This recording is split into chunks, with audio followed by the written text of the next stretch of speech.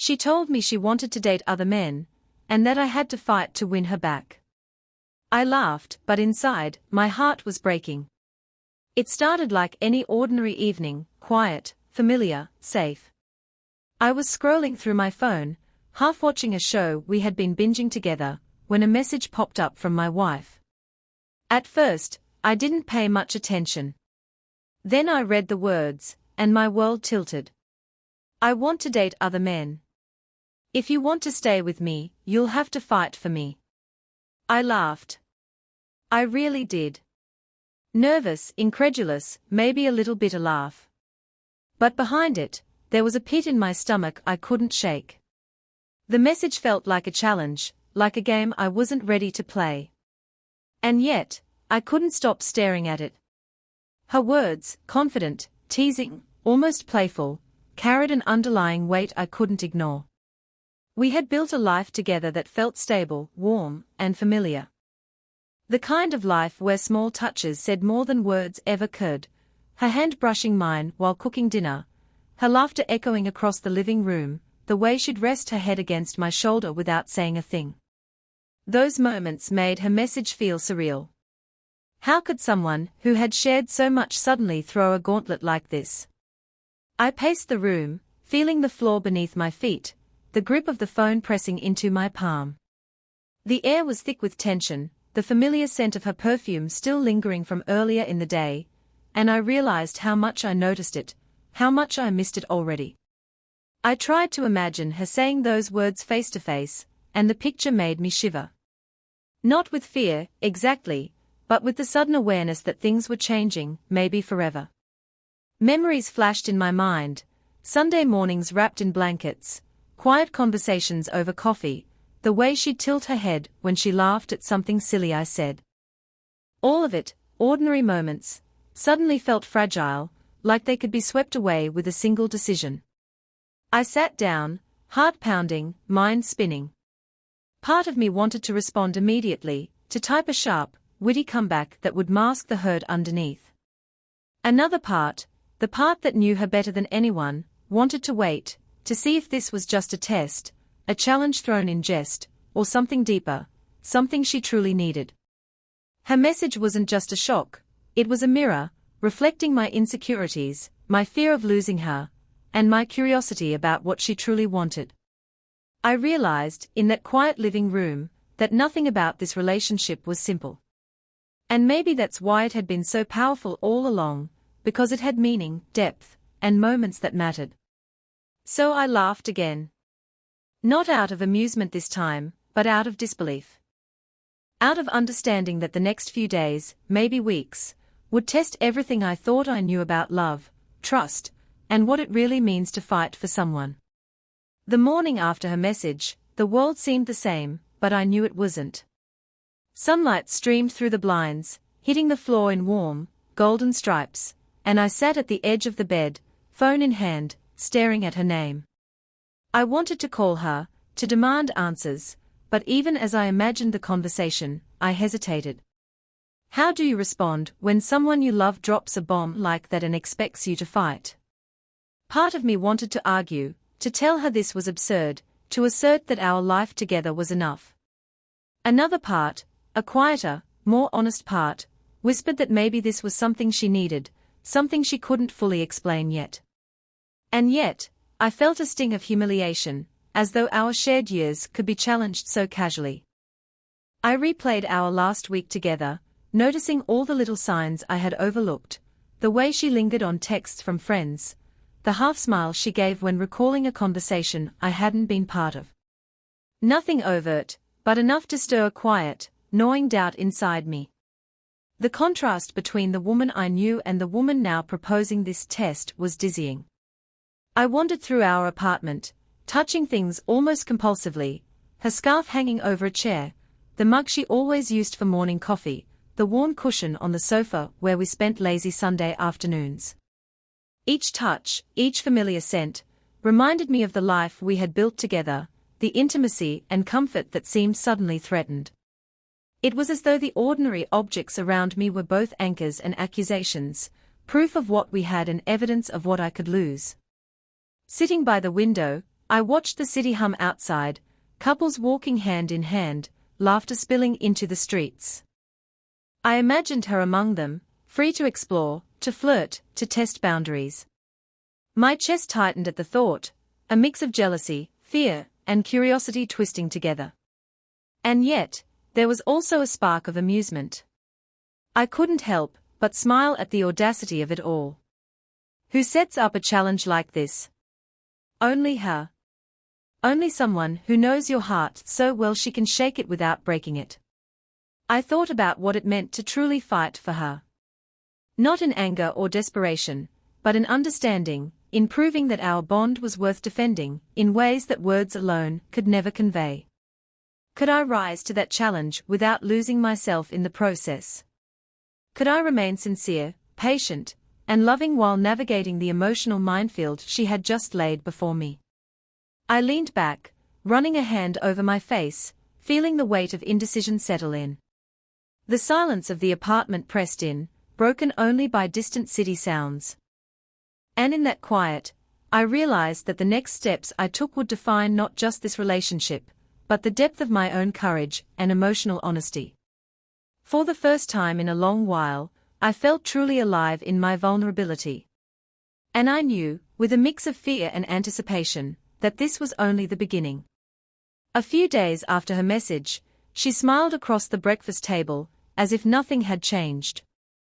But I could see it in her eyes, that playful challenge, the quiet expectation that I would rise to whatever she had in mind.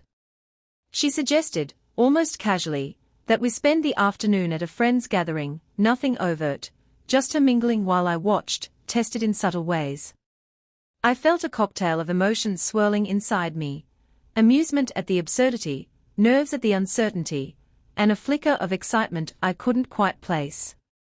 This was her way of pushing boundaries, of seeing if I still mattered. And somehow, beneath the challenge, I realized she was giving me an opportunity, a chance to prove that our connection was stronger than any flirtation, any social test.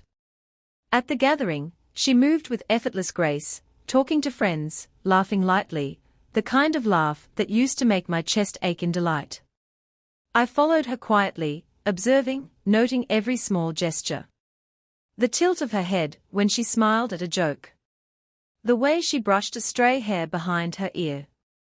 The way she leaned just slightly toward someone she was talking to. And yet, every time our eyes met, there was a flicker of something unmistakable, acknowledgement, recognition, and perhaps a silent question, are you paying attention? Are you still here for me? I kept my composure, using humor to mask the racing of my heart. When she told a story that made everyone laugh, I joined in, letting my voice mingle with the room, but always keeping a subtle closeness, standing nearby, letting my shoulder brush hers occasionally, feeling the warmth of her presence.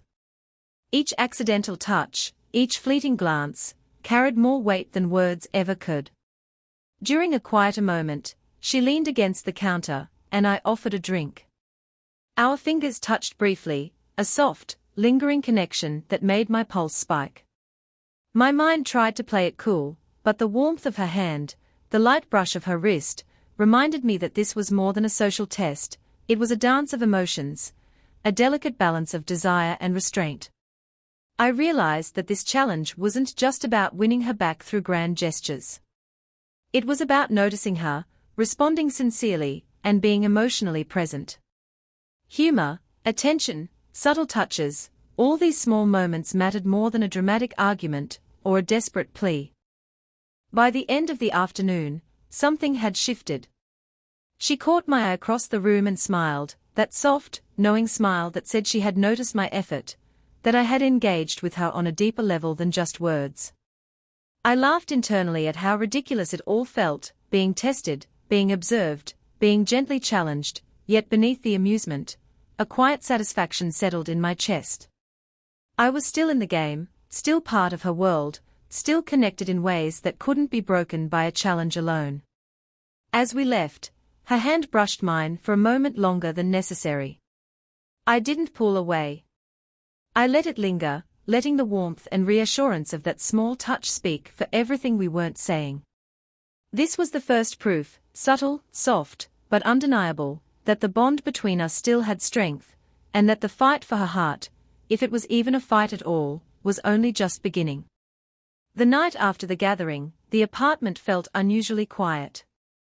I sank into the couch, her scarf draped over my arm, the faint scent still lingering, soft and familiar. I couldn't stop thinking about her, about that playful challenge she'd thrown at me, and about the subtle glances, the brushed hands, the way her presence seemed to ripple through every corner of the room. I ran a hand over my face, trying to sort through the jumble of emotions swirling inside me: amusement, hurt, longing, pride. Part of me wanted to text her immediately, to say something clever, something that would prove I wasn't intimidated. Another part, the part that had been quietly observing her for years, urged patience, reflection, understanding. I realized that the real fight for her heart wasn't about confrontation, it was about empathy, noticing her, and being emotionally present. I thought back to the subtle moments that made our relationship feel so alive: the way she tucked her hair behind her ear absent-mindedly, the warmth of her hand brushing mine in quiet moments, the laugh she reserved only for me when no one else was around. Those memories weren't just nostalgia, they were reminders of the bond we had, the intimacy that wasn't loud or dramatic, but deeply rooted.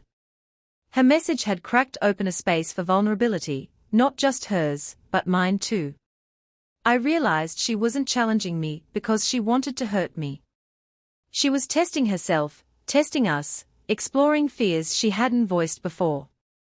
Perhaps she feared complacency, the slow erosion of excitement in long-term love.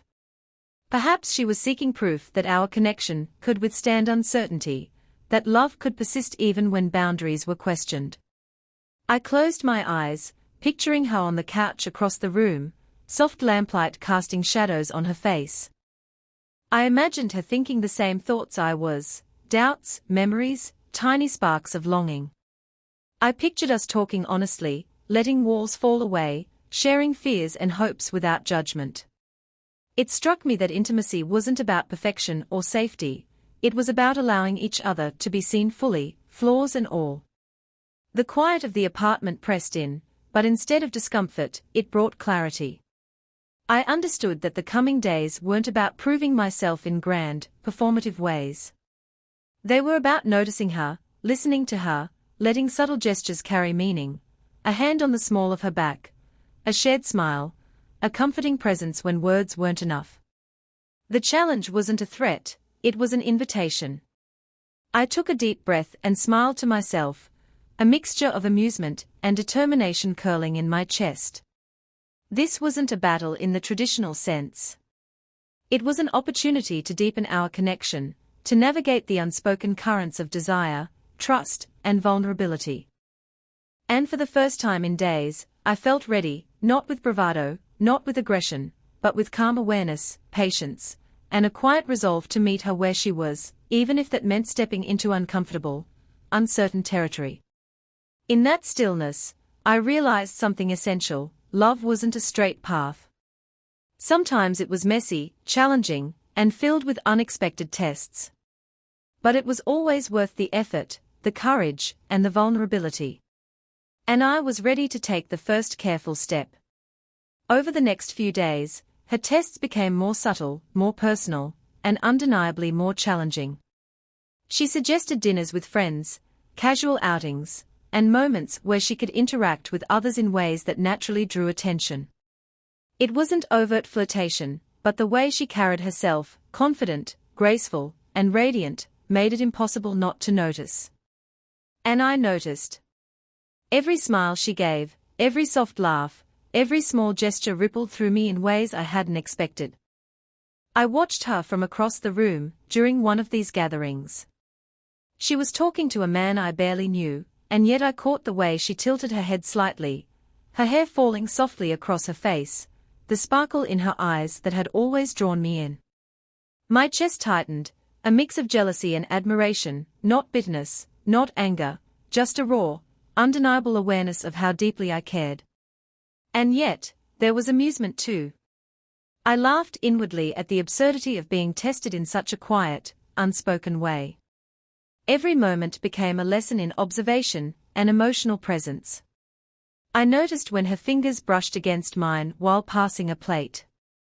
I felt the warmth of her elbow as she leaned slightly closer while laughing at a joke.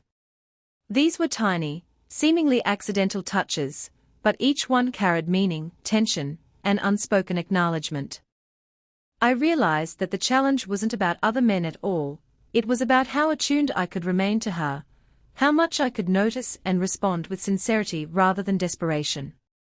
Later, when we found ourselves alone for a brief moment, she leaned against the counter, a casual posture that belied the tension in the room.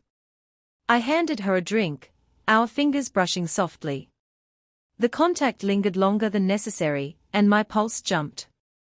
I could feel her warmth radiating against my hand, the subtle pressure of her grip, the weight of her gaze that seemed to ask without words if I was truly present, if I was still hers. I smiled, a mixture of reassurance and quiet triumph, letting the touch speak the words my voice hadn't yet formed. Her tests were no longer external, they had become intimate, emotional, and subtle, almost like a dance where every glance, every laugh, and every brush of the hand carried significance. I found myself laughing again, this time not at disbelief, but at the irony. She was challenging me to be fully attentive, fully present, fully aware of the nuances that made our relationship unique. And I was rising to it, silently proving that the bond we shared was more than routine or comfort. By the end of the evening, something had shifted. The tension between us had deepened, but in a way that wasn't threatening. It was alive, electric, and quietly intimate. She caught my eye and offered a soft, knowing smile, as if acknowledging that the game had revealed something deeper than either of us had expected. Her presence was magnetic, her closeness comforting, and for the first time in days, I realized that the challenge she had set wasn't a test I needed to win, it was a journey we were taking together. And in that realization, I felt a surge of calm confidence.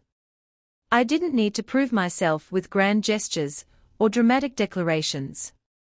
I only needed to remain attuned, present, and sincere, to be there for her, in all the subtle ways that truly mattered. And somehow, in the quiet glow of that evening, I knew I was exactly where I needed to be. The quiet tension between us had been building for days, like the slow rise of a tide before a storm. That evening, as the city lights twinkled outside our apartment window, I finally decided it was time to confront the truth, not with anger or drama, but with sincerity. She was sitting on the couch, legs tucked beneath her, soft lamplight casting gentle shadows across her face. There was a weight in her eyes, a hint of vulnerability she rarely allowed anyone to see. I sat across from her, letting the silence stretch just long enough for us both to feel it. My voice, when it came, was calm but deliberate. "I need to understand," I said. "Why this challenge? Why push me like this?" Her eyes softened, and for a moment, she looked almost fragile, the confident facade of the past days giving way to something real, something human. She admitted, quietly, that she had been feeling restless, uncertain, even afraid that our comfort had become complacency, that the excitement and depth of our relationship might fade if left untested. Her words weren't accusations or games, they were confessions, and they cut through the tension like a warm light. I listened, heart pounding, feeling the swell of emotions I had been holding back, relief, love, and a sharp awareness of how much I cared. When I spoke, I let my feelings come forward without reservation. I told her that her challenge had hurt me, yes, but also that it had made me realize the depth of my own feelings. That despite fear, despite uncertainty, I wanted to be present, fully present, for her, in ways that went beyond words or superficial gestures. The room seemed to shrink, filled only with our presence. I reached out, letting my hand rest lightly on hers. She didn't pull away. The warmth of her skin, the slight tremor in her fingers, spoke volumes, more than either of us could articulate. Our eyes met, and in that gaze, we both recognized the vulnerability, the trust, and the unspoken bond that had carried us through years of life together.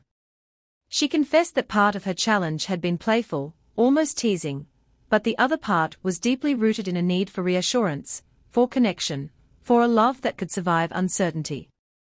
I nodded, squeezing her hand gently, and whispered that I understood, that I was ready to meet her in that space, not with bravado, not with competition, but with patience, care, and honesty. For the first time since the challenge began, we laughed, softly, with relief, the kind of laughter that comes after tension breaks and understanding forms. It wasn't forced or superficial, it was a shared acknowledgement of the absurdity, the fear, and the love that had led us here. In that moment, I realized the confrontation wasn't about winning or losing. It was about honesty, mutual recognition, and the courage to be vulnerable. We had faced the challenge together, not as adversaries, but as partners, two people willing to reveal themselves fully, to trust each other even when boundaries were tested.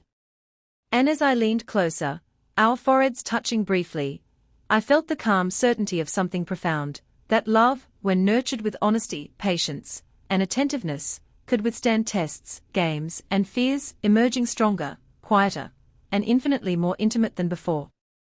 The days after our honest confrontation were quieter, yet fuller in a way I hadn't expected. There was no grand declaration, no dramatic gesture, only the steady, comforting rhythm of shared space and renewed intimacy. The tension that had hung over us like a stormy sky had finally eased, leaving behind a warm, golden calm. She moved around the apartment with her usual grace, but now her presence felt different, lighter, more open, yet unmistakably affectionate. There were no more tests, no challenges hidden behind casual suggestions. Instead, there were small, meaningful gestures that spoke louder than words, her hand brushing mine as we reached for the same cup, a soft smile when our eyes met across the room, the gentle tilt of her head that reminded me of the countless moments we had cherished together. One evening, we found ourselves sitting side by side on the couch, the faint hum of the city outside our window providing a backdrop to the quiet intimacy between us. She leaned slightly against me, her shoulder touching mine, and I could feel the warmth radiating from her, the familiar comfort of her presence. I didn't move away. I let my hand rest lightly on hers, letting the touch linger just long enough to communicate the unspoken truth, that we had weathered uncertainty, tension, and fear, and had come through stronger. We talked, softly and honestly, about the past days, the fear, the jealousy, the moments of doubt, and laughed together at the absurdity of the challenge that had once seemed so threatening. Each word, each shared memory, deepened the bond between us, reinforcing the connection that had always been there, quietly strong beneath the surface. Her eyes caught mine, and for a moment, we didn't need words. There was understanding, trust, and a gentle acknowledgement of the love that had guided us through the tests. I brushed a strand of hair behind her ear, a simple gesture, yet loaded with affection and reassurance. She responded with a soft smile, leaning closer, and the warmth between us grew without any need for drama or declaration. It was then that I realized the real victory wasn't about proving myself in a contest of attention or affection. The true triumph was in the depth of our connection, the patience, the attentiveness, the willingness to be vulnerable and present for each other. We had rediscovered the essence of our bond, in quiet touches, shared laughter, and the subtle rhythms of everyday life. As the evening drew to a close, we sat holding hands, fingers intertwined, hearts beating in unspoken harmony. There was no rush, no need for words. Just the satisfaction of knowing that we were here, together, fully present, and deeply connected. The challenge had passed, but the love it revealed remained, steady, enduring, and quietly powerful. And in that calm, golden moment, I smiled to myself, thinking how strange, how unpredictable, and yet how utterly rewarding love could be. It wasn't about tests or games. It was about presence, honesty, and the courage to face uncertainty together, and in that courage, we had found our resolution, our laughter, and the quiet, lasting intimacy that would carry us forward.